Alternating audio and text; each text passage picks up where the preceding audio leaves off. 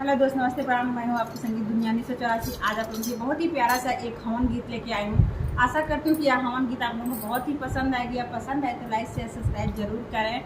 और यह हवन गीत है, नींव का वर्णन किया गया है और उसमें ससुर जी और सबको परिवार को लगाया गया। आप लोग सुनिएगा अपने बात से। जय श्री राम। निबिया के पेड़ बड़ा भारी हवन होई हमरे दुआरी।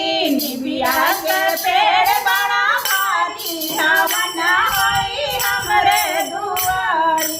हमरे दुआरी हो हमरे दुआरी। हमरे दुआरी हो हमरे दुआरी। निबिया के पेड़ बड़ा भारी हवन दुआरी।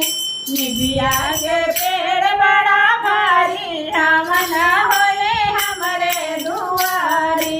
गंगा से जल भर लाए ससुर जी। गंगा से जल भर लाए ससुर जी। लाए ससुर जी हो लाए ससुर जी। चलता बड़े बारी बारी हवन होला हमरे दुआरी। कलसा बारे बारी बारी हवन होला हमरे दुआरी। निबिया के पेड़ बड़ा भारी हवन होला हमरे दुआरी। निबिया के पेड़ बड़ा भारी हवन होला हमरे दुआरी। गैया के घिवा ले आए हो जेठ जी। गैया के घिवा ले आए हो जेठ जी। ले आए हो जेठ जी। ले आए हो जेठ जी। करे उजियार दिया बारी हमन होले हमरे दुआरी। करे उजियार दिया बारी हमन होला हमरे दुआरी। निबिया के पेड़ बड़ा भारी हवन होला हमरे दुआरी। निबिया के पेड़ बड़ा भारी हवन होला हमरे दुआरी।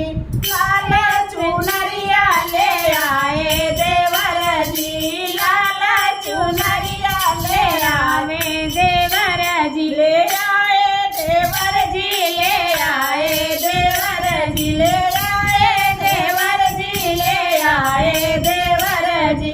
चुनरी ओढ़े बारी बारी हवन होले हमरे दुआरी। चुनरी ओढ़े बारी बारी हवन होला हमरे दुआरी।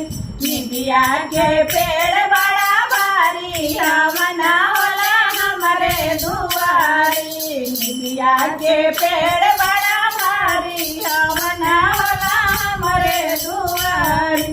चंदन के लकड़ी ले आए सजन जी। चंदन के लकड़ी ले आए सजन जी। ले आए सजन जी। ले आए सजन जी।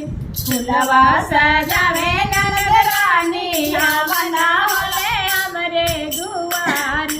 फुलवा सजावे नंद रानी हवन होले हमरे दुआरी। निबिया के पेड़ बड़ा भारी हवन होला हमरे दुआरी। निबिया के पेड़ बड़ा भारी हवन होला